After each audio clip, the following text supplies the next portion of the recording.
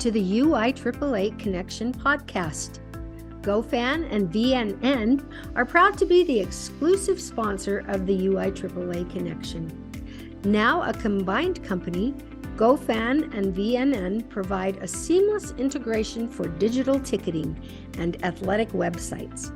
Direct your fans to one place for all your athletic events, communications, and tickets to home and away games.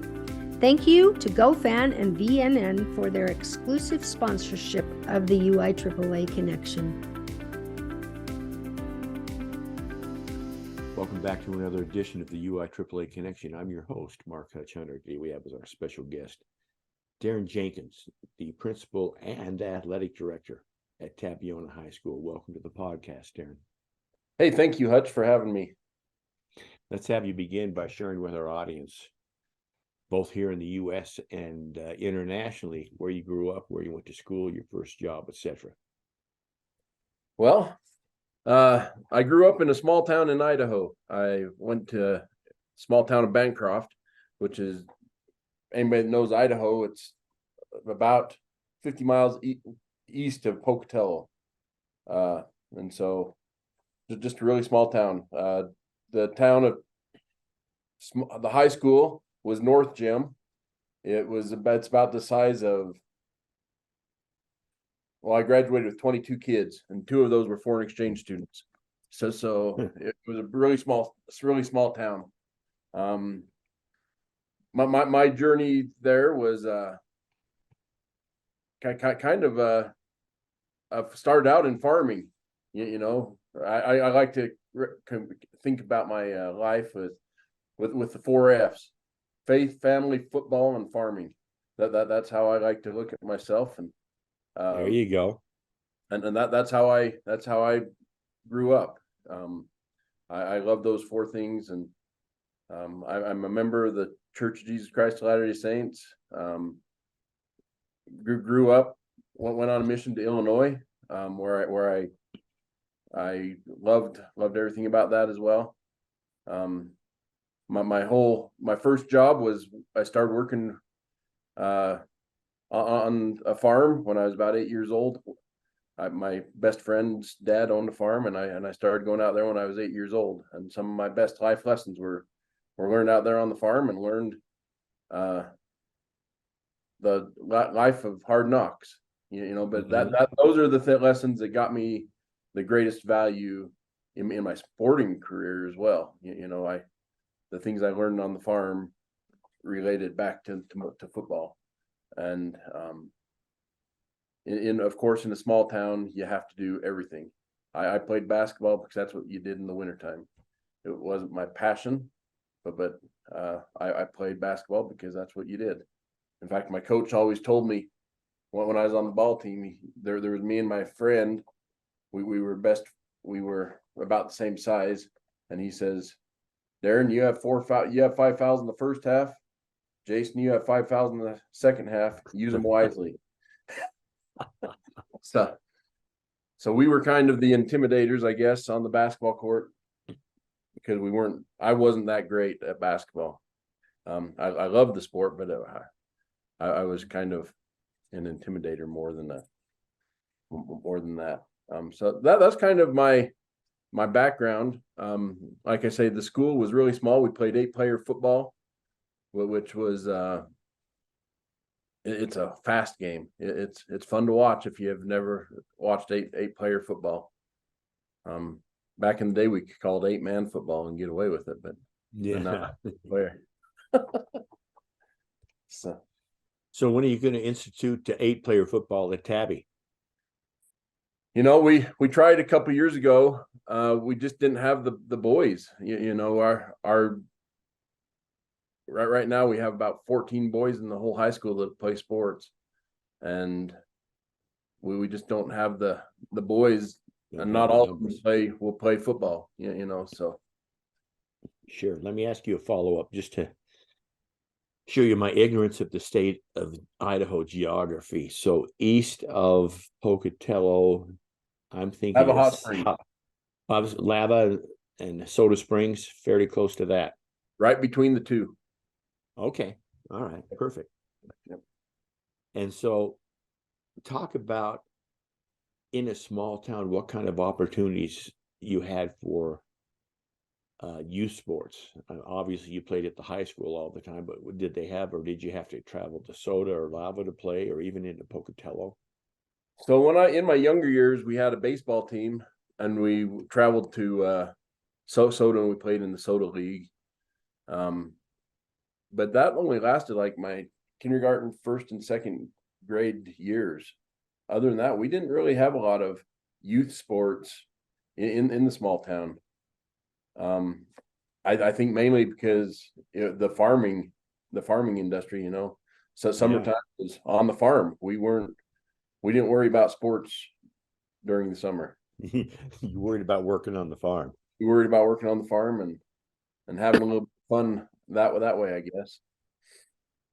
Let's have you talk for a minute, Darin, about the mentors in your life, parents, teachers, coaches, bosses, etc., that shaped you to where you are now as the principal and the athletic director, because that's not normally the case. Obviously, at some of the smaller schools, but you've got a principal job, and then you've got the AD job on top of that. Yeah, and the principal job's kindergarten through 12th grade in Tabiona. So it's the whole gamut. But when I look at my mentors, I have to talk about my mom and dad. My dad worked at Soda Springs. In Soda Springs, he worked at the mine, Monsanto at the time. And he sacrificed everything for me so that I could play sports, And then the thing I remember the most about my dad is, since I was a freshman in high school, I don't think he missed a ball game, football or basketball, my whole high school career. He was there for everything. If he had to go in 2 hours early and then drive to, I don't know if you know Idaho very well, but Leadore, which is 2 hours north of Rexburg. Mm-hmm. He was there for that. Yeah, it's a long drive, and that's small schools in Idaho are the same as small schools in Utah. Speaking of that, travel is, it was not uncommon to travel 4 hours to a region game when I lived in Idaho. Just like it is now. I'm leaving this podcast right here after this and heading to Manila, which is 3 hours away today. So if you're going to Manila, so you've got to be going back down to 40 and up through Vernal in that way. Yeah, we'll go through Vernal and up over the Gill Gorge. Yeah, because I think obviously if I came from Salt Lake, I'd probably go up through Evanston and down. Right. It's about 6s with Wolf Creek Pass. Yeah. A little bit okay. Evanston. There you go. Anyway, and then my other mentors, my mom and dad were just very supportive, but I think the people that really gave me the chance in sports, when I was a freshman in high school, I was 110 pounds soaking wet, and just not maybe 5'3", not very big. I was a tiny little squirt. And I had my older brother, he was a football guru. He loved football. He was, I have to credit him for a lot of my growth in sports, and as well as my coaches, Frank Bunce and Weldon Wardle. Weldon Wardle coached in Utah for a long time too, at North San Pete. But those three gave me every opportunity. My brother took me under his wing and really developed the love of football. We'd play catch every night after, and it was, but the one defining moment that Coach Bunce, he put me in a game and as a free safety. I remember I was not very big, and we were winning, of course. That's why he put me in as a freshman. But put me in as a free safety, and their quarterback threw the ball, and the ball landed in my arms, and I'm like, oh crap, now what? I'm gonna get killed,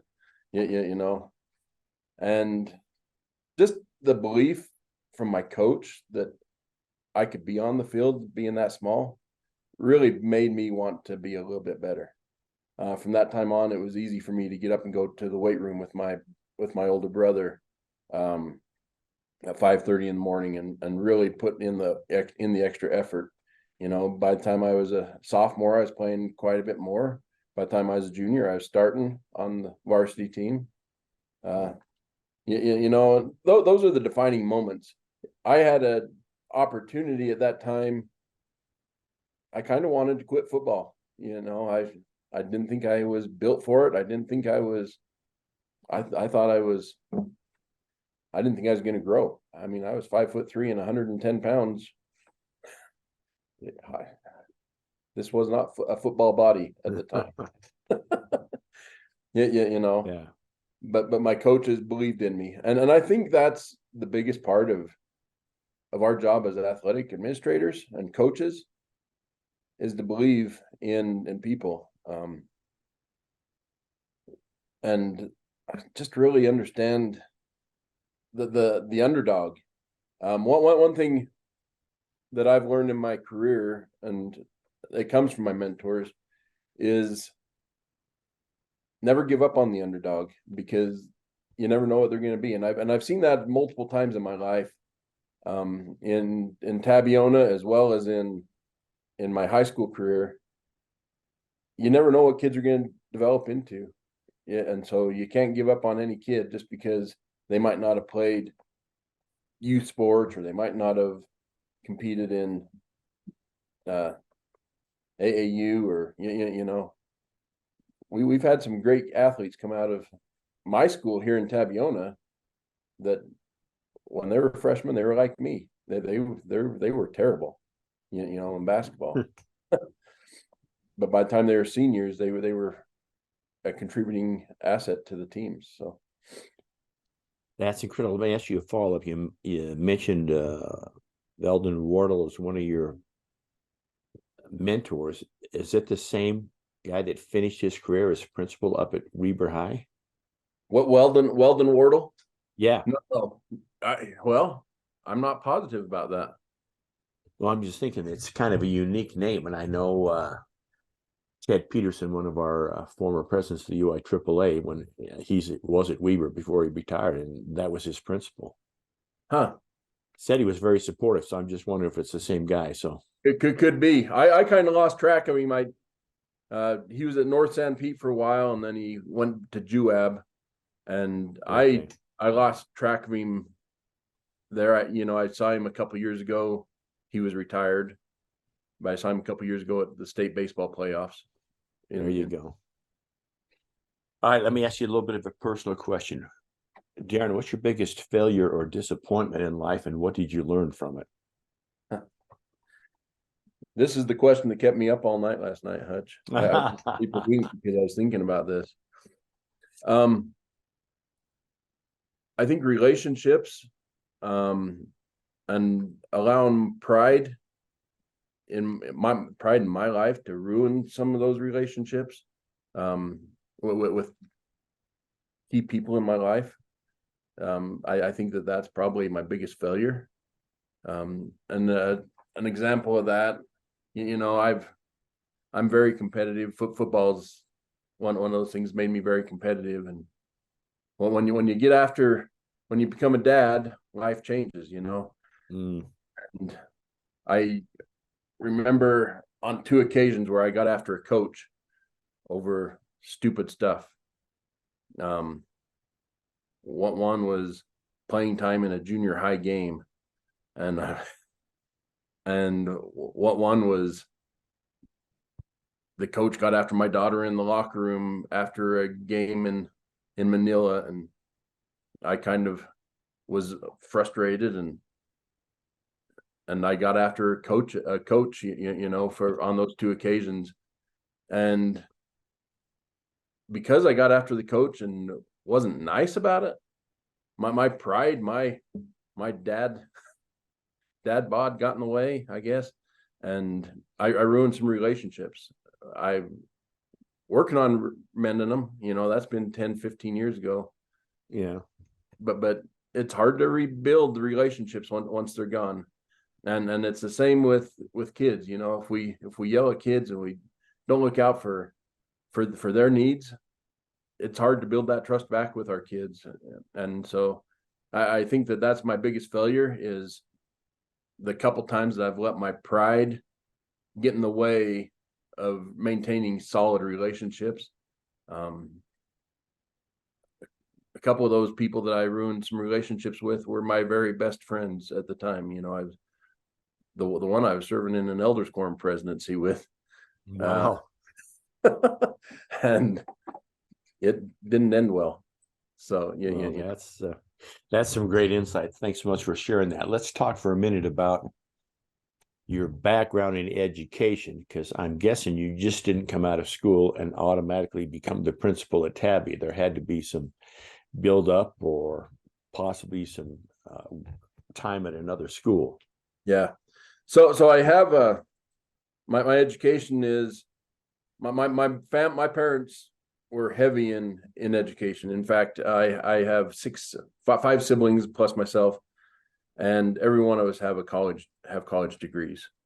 I pride myself that I'm the only one that has a master's degree, but you know, there you go. That's a story for another day. But every one of us have a college degree.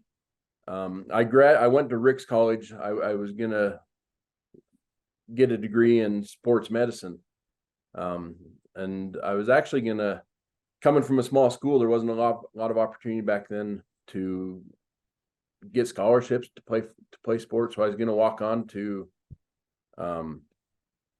try and walk on to the Rick's College's football team. Went home over Christmas break and broke my leg, and so I didn't get the opportunity. And that kind of changed my whole aspect on education. I changed from sports medicine. My other passion was farming, you know, and so I became an agricultural educator. Graduated from Rick's College with a degree in ag science, agronomy. Went to Utah State, graduated with a degree in agricultural education. Came to Tabiona, and this was my first teaching job, was here in Tabiona. I've been in Tabiona for 25 years, and this is where I've been since I graduated from college. And my first year here, Coach Lee Gines, he's our basketball coach here. He asked me if I'd help coach the freshman and junior high teams, and so that's what I did, and I learned to love the kids and learned to love coaching, and so I coached there for 3 or 4 years. We had our third child, and my wife kind of gave me the ultimatum: you're not getting paid for this, junior high sports, or you know, or we got little girls at home now. You got to step up and be a dad. And so I quit coaching for a while. Then after 3 years, coached the girls for a couple of years when my daughter was in high school. And then I decided to get my master's degree. I quit coaching and got my master's degree, and wanted to become the principal. And part of the job in Tabiona is, if you're the principal, you're the athletic director. You know, so yeah. And so I feel like I fit right in the athletic world, because it's been my passion my whole life, athletics. You know, and so it's kind of been a weavy path. So what's the school enrollment at Tabby currently about? Tabiona has about 200 students, kindergarten through 12th grade. K through 12. So how many in high school? There's 72, 7 through 12. And I'm thinking about 45, between 45 and 9 through 12. So not very big. Yeah, that's fascinating. So you spoke a little bit about it, but go more in depth of being it's not just a high school principal, as you said, it's K through 12. Yeah. And then you got the job as an AD on top of that. Yeah. Long days. long Yeah, night. I can imagine. You know, during the fall, I'm here a lot, but I know from in Tabiona, I know that from November to March, it's 6 days a week, 12, 15 hours a day, you know, and it's just something that it's a culture that I've had to embrace, my family's had to embrace. And it's been good because my kids are all involved in sports. And so I guess it's a way for me to get paid to go watch my kids play basketball, I guess. You know. We try to play boys and girls basketball games on the same days in the same location so that I can beat everything, and just makes for long days. So does that work out for you? In your region, playing the boys and girls the same day? Is that with the school and the other schools your size, is that a better way to go? Yeah. So we're all on, our whole region except for Altamont is on a 4-day school week now. And so we go Okay. Monday through Thursday.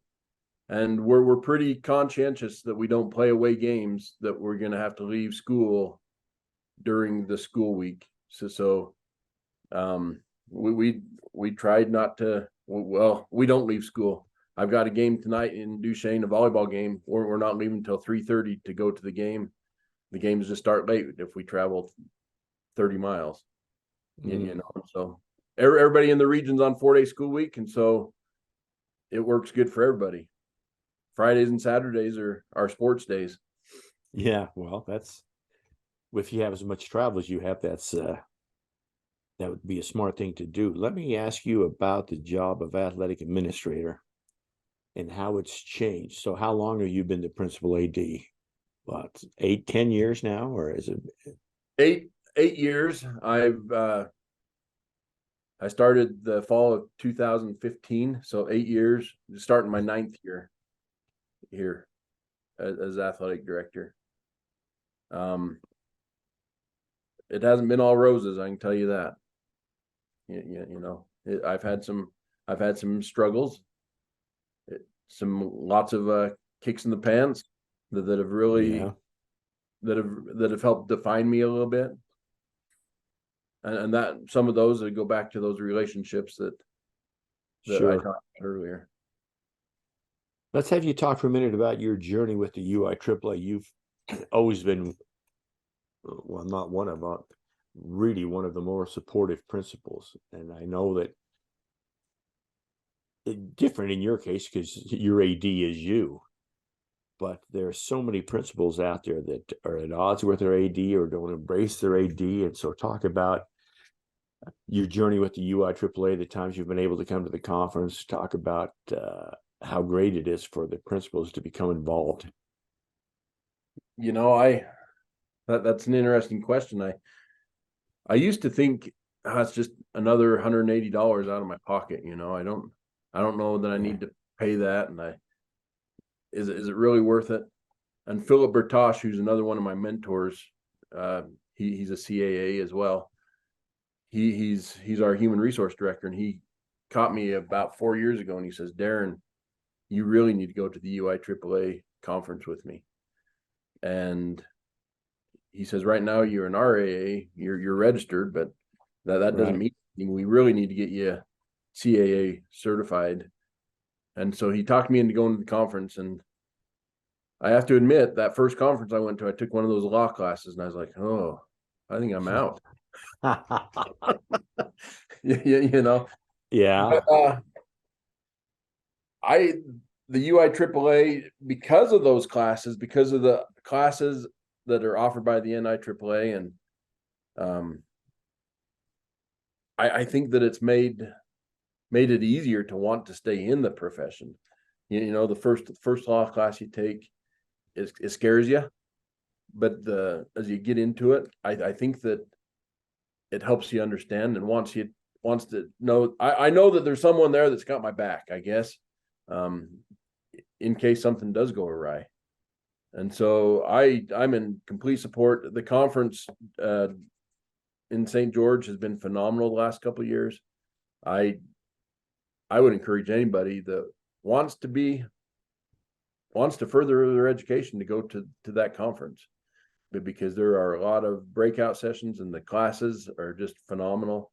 I think I'm 2 classes away from being ready to take my CAA test. It's taken me a little longer, but it's taken me a little longer because of my situation. I think I just haven't had time to sit down and really dive into the classes like I should. Sure. Totally understand. What's one common myth about being an athletic director that you'd like to debunk?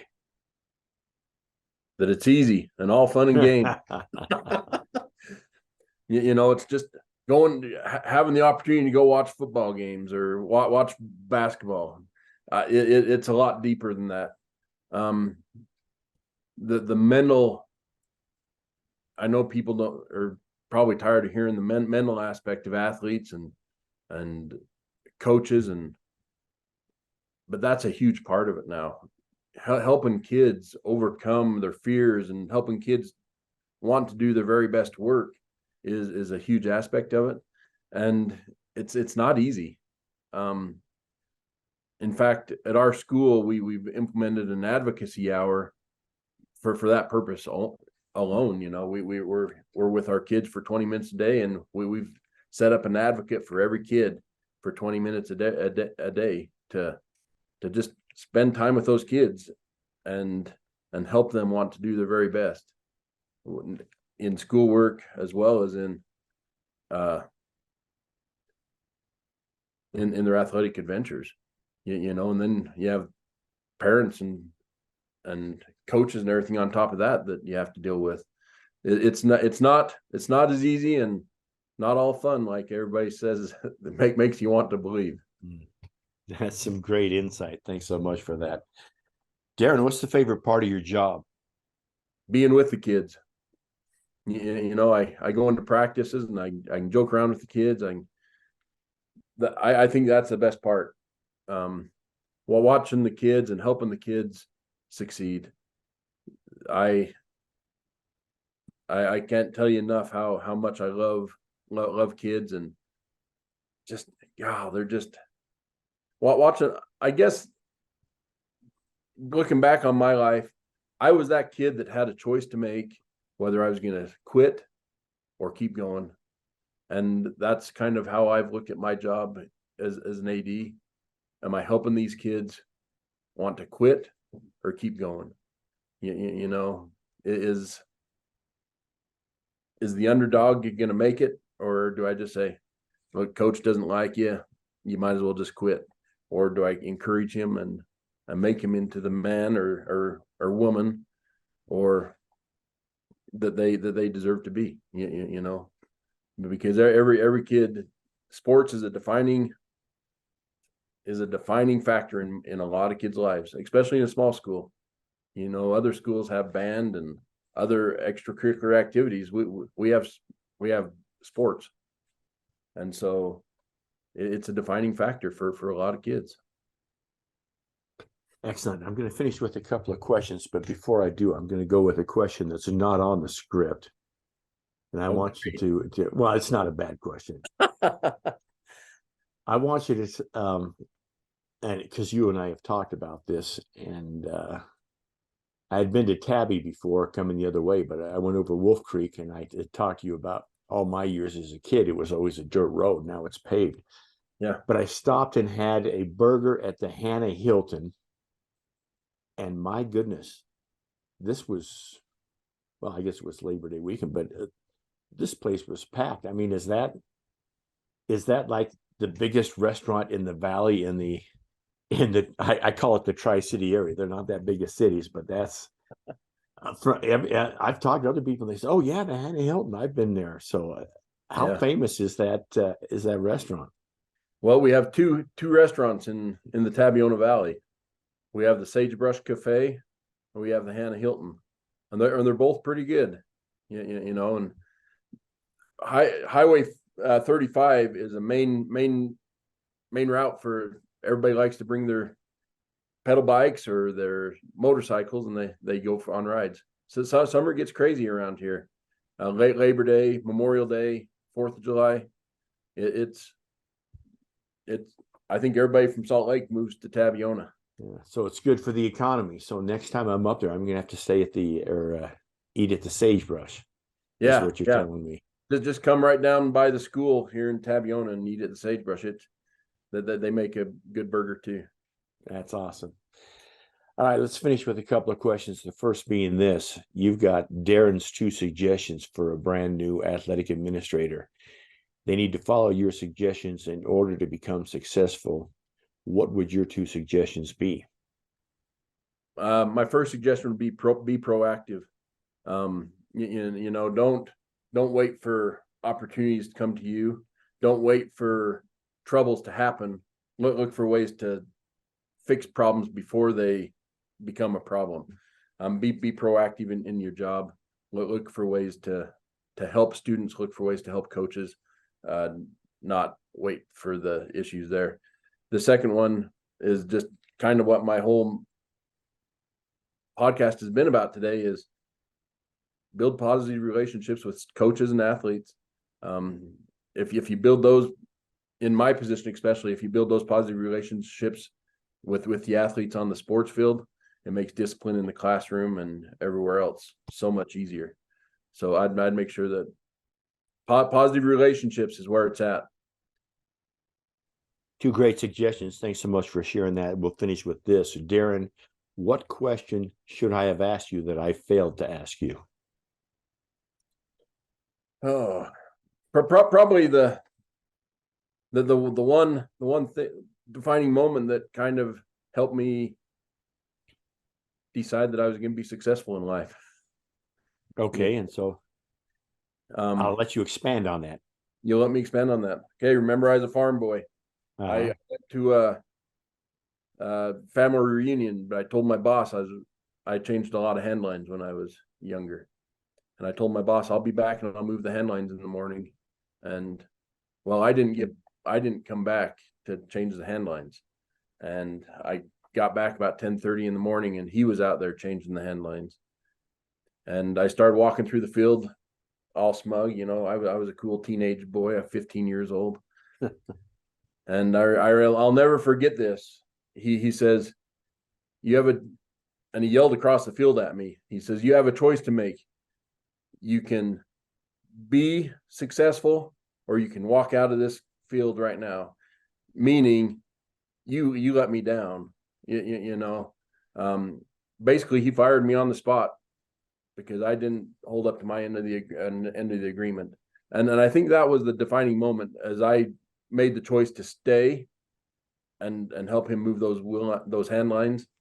And we had a great talk about what it meant to be successful and not let things get in the way of success. Even though it was a family reunion, which was a great thing, I had made a commitment that I was going to move those hand lines, and I didn't keep the commitment, and that stuck with me my whole life. If I've said I'm going to do something ever since then, whether it's as a defensive end, I wasn't going to let the sweep come around the end or whatever else. I made that commitment, and I was not going to let my teammates down. I'm not going to let anybody else down. If I say I'm going to do it, I'm going to do my dang. I'll die before I don't do it. And that was kind of the defining moment in my life, I think. Perfect. Couldn't have said it better myself. On that note, that concludes this edition of the UIAAA Connection. Again, our guest today has been Darin Jenkins, the principal and athletic director at Tabiona High School. Thanks for being on the podcast, Darin. Hey, thanks, Hutch.